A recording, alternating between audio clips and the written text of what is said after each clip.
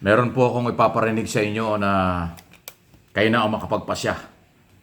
At inyong pananaw kung ano inyong masasabi. Itong ginawang debate ni Robin Padilla, ni Senator Padilla, at saka ni Coco Pimentel, isang top-notcher sa bar exam at veteranong senador Pimentel at minority leader. Laban dito sa bagitong senador. Tingnan niyo kung paano at saan napunta itong debating ito. Ito yung ginawa niyo senador tingnan natin kung ano ang kanyang kakayanan at kanyang ginagawa. Ito, pakinggan po ninyo ang kanyang mga pinagsasabi dito sa plenaryo ng ating mataas na kapulungan. Napakalaki po ng papel ng COA. Ang sabi po dito sa Article 9, Constitutional Commission. Ayan po letter D, Commission on Audit. Ayan po. Ginoong Pangulo, ang sabi po dito, the Commission on Audit shall have the power, authority, and duty to examine, audit, and settle all accounts pertaining to the revenue and receipts of and expenditures or uses of funds Sige, and pakinggan po natin, owned or held in trust by or pertaining to the government or any of its subdivisions, agencies, or instrumentalities, including government-owned or controlled corporations with original charters on a post-audit basis. Medyo mahaba-haba po ito. Kasi kasama po dito, pati po yung mga state colleges, lahat po ay sakop ng COA, Ginoong Pangulo. Ngayon, meron lang po tayong pinagdadaanan na, siyempre po, sa takbo po ng panahon, mahal na Pangulo, hindi naman po pwede na magmula po 1987 na nagawa po itong saligang batas, ang pinakamataas na batas dito sa ating bayan, hindi po nagkakaroon ng mga hakbangin para palakasin pa ang binigay na kapangyarihan sa COA. Alam niyo po, Ginoong Pangulo, ang ating pong COA ay masasabi po natin na international na ang kanilang standard dahil sa aming pong mga ginawang pagdinig. Ang COA po ay miyembro at palagi ang uma-attend ng mga international seminars at studies patungkol po sa pag-audit. Ang kailangan lang po natin ngayon, mga mahal kong kababayan, ay yung kapangyarihan na ibinigay po sa kanila ay palakasin natin. Hindi inuulit ko po Hindi po natin dinadagdagan. Wala po yan, bawal po yan. Ang gusto po natin, mahal na Pangulo, ay palakasin po yung mga ibinigay sa kanilang kapangyarihan. Kaya meron po dito sa ating panukala na mga bago pong probisyon. Pero ito pong mga probisyon nito, mahal na Pangulo, hindi na po ito bago. Meron pong ilan na pinapractice na, meron pong ilan na masasabi nating bago. Pero yung pong mga bago na yun, pagka atin pong pinag-usapan, ay parang hindi na rin bago. Kaya po, aking mahal na Pangulo at ang ating pong pinakamamahal din na pinunong minorya na pagka binalikan po natin ang kasaysayan, ako po ay talagang punong-puno ng kaligayahan sapagkat ang tatay po ng ating pinunong minorya at ang tatay ko po ay magkasama. Sila po ay magkasama nung panahon ng revolusyon. Kaya ito pong pinag-uusapan natin ay parang continuation po ito kung ano ang pinaglaban ng aming mga ama. Kaya ako po, mahal na Pangulo, hindi ko po sinasabing ako po'y eksperto, hindi po ako magaling sa batas, hindi din po ako mathematician, hindi din po ako auditor, ako po'y isang revolusyonaryo. Wow, revolusyonaryo. Kaya ang hinihingi ko po sa aking mahal na kaibigan, sa ating pong pinunong minorya, ay maging kapartner ko po siya dito sa paglinang ng panukala na ito. Sapagkat naniniwala po ako na ang pinaglaban ng aming mga ama hanggang ngayon, ito po ang natatangi lamang panglaban ng taong bayan sa korupsyon. Ito lamang pong COA. Maraming salamat po, Ginoong Pangulo. Salamat po. At marami na pong nasagot dun sa opening statement ng ating sponsor, ng ating mga concerns. Pero ito pong ating panukala ay isa po itong quote. Opo. Tama po. So, ang gusto pa natin mangyari dito na lahat ng ating Si Senator Pimentel, itong kanyang kadebate. Ito gusto malaman tungkol sa government auditing ay dito natin makikita at mahanap sa panukala nito. Opo. Alam niyo po, katunayan po, mahal na Pangulo, noong nagsagawa po kami ng pagdinig, napaka eye-opening Chair po. Sapagkat marami po talaga na hindi naman nasasaad sa batas pero kanila na po itong isinasagawa at ginagawa na po nila. Ang kailangan po natin ngayon na Ginoong Pangulo, maging batas po para mas lalo pong maging masabi pong matalim ang kanilang ipin po. Pero yung mga sinasabi po nating existing practice na ngayon na ginagawa nila ay ano po ang legal basis nun?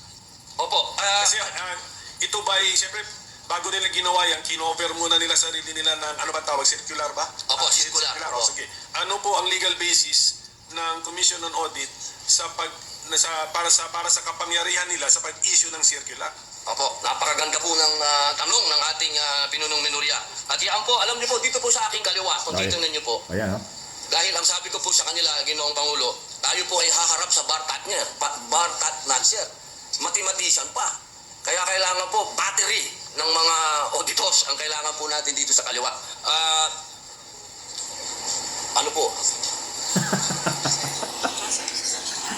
Biglang tumalikod. Naghanap ng kakampi. Parang pelikula lang eh. Ang konstitusyon. Ayan. Babasa ng saligang batas. Ayan, oh. Dito po sa nakalagay po sa ating konstitusyon, sa Section 2 po, ng letter D, the Commission on Audit, dito po sa Section 2, number 2, sabi po dito, the Commission shall have exclusive authority, subject to the limitations in this article, to define the scope of its audit and examination, establish the techniques and methods required therefore. Yun po, nasa konstitusyon po, mahal naming Pangulo, na sinasabi po dito, meron po silang karapatan na maggawa ng mga techniques, established techniques, methods sa pangalan po ng circular. Apo. Yung susunod, yung mas importante rin po. Sige po, basahin ko na po. Baka kasi English baka may Tagalog kasi dito.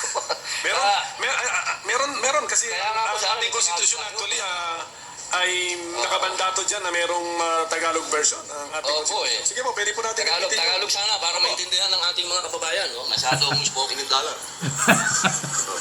Natatawa ko rin. Tagalog. Ito ba yung ginawa niyo, Tuloy Senador? ko muna po sa English. Parang nasa harap ng camera at Due to shooting. existing public demand. Ayan, oh.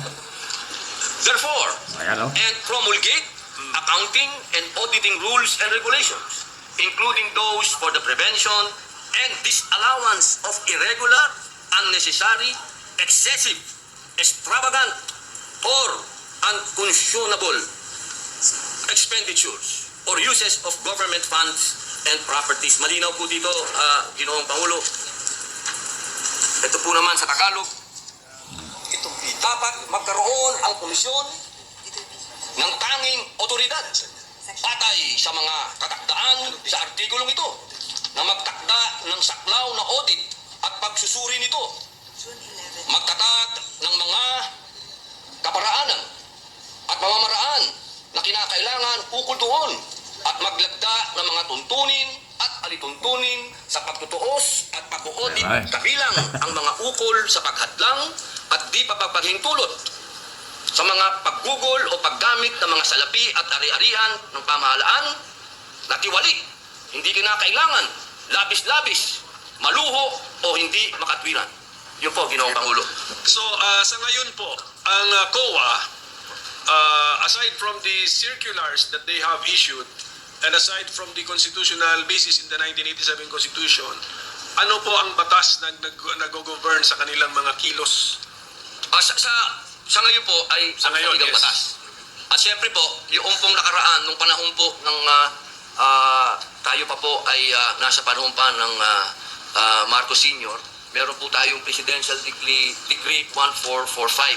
Opo, doon po nagbase, halos, opo. And that is a 1978 law. So, ibig na, ang gusto natin na sabihin ngayon, ang basic and fundamental auditing code na sinusunod ng COA sa ngayon is a 1978 law. Opo, opo. Yung 1978 auditing code na yan, paano naman siya binago ng mga detalye na nandun sa 1987 Constitution? Ayan. Opo. Naghahagilap talaga siya. Pasanggap Ng ko eh. 1987 Constitution. Hindi niya Ayan, man. napakaganda po ng iba talaga pala pag may battery ka dito po. Opo. Oh. Ito po, ang sabi po nila, Meron daw nandoon siyang po ito battery sa likod. Book Yun ang 5 nagbibigay sa kanya ng idea Admin Code kung of paano the sasagot. 1987 Constitution. Meron po ba tayo? Comedy talaga. Of the admin code. Opo, Admin Code. Yung nasa likod niya, yun nag-a-advise sa kanya kung anong gagawin.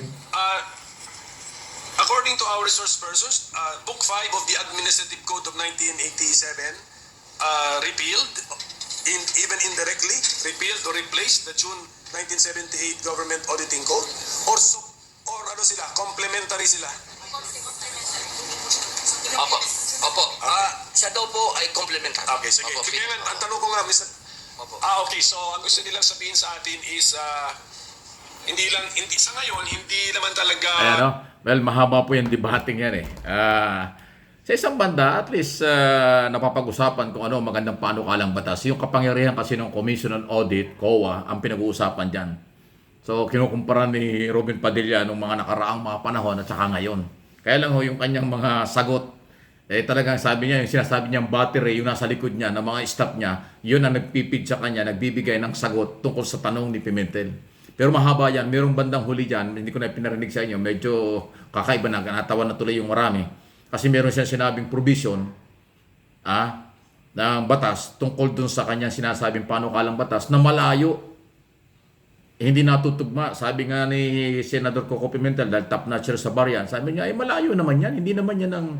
walang kaugnayan yan doon sa tinatanong at saka panukalang batas. So doon medyo nagkaroon ng sablay. Pero ang kakaibang nakita natin dito, talagang lahat ng kanyang sinasabi galing doon sa kanyang mga staff. At may mga, ang tawag nga niya, may battery siya. Merong nagsusubo sa kanya. Ibig sabihin, wala siyang sariling alam kung hindi nanggagaling sa battery. Nanggagaling sa kanyang staff yung kanyang sinasagot sa debate. So, kaya ko pinarinig at pinakita sa inyo kasi yan ay isa sa ating mga senador na pinapasweldo. Artistang ginawa niyong senador, number 1 pa nga senador, ayan ang nangyayari. Ilang taon na ba siya? Kailan pa ba siya naging senador? Ayan ang kanyang ginagawa ngayon. So, yan ho ang layunin natin. Kaya natin pinaparinig. Pinakita ko sa inyo ano ang kanyang kakayanan, kaalaman sa paggawa ng batas at pakikipagdebate. So, nakipagdebate siya sa isang magaling na senador, veteranong senador, dahil daw sa kanyang baterya. Yung daw battery niya ay yung kanyang staff na nagsusubo sa kanya kung ano ang kanyang sasabihin at paano yung sasabihin. Hanggang sa bandang huli, sumablay na nga dahil meron siyang provision na sinabi na malayo sa topic, malayo doon sa proposed bill. Ayun po. Okay? So, any comment, reaction sa mga bagay na ito? Yan po ang performance ni Senador Robin Padilla. Kayo na pong bahala kung ano yung masasabi sa kanyang mga galaw at pananalita sa plenaryo ng Senado.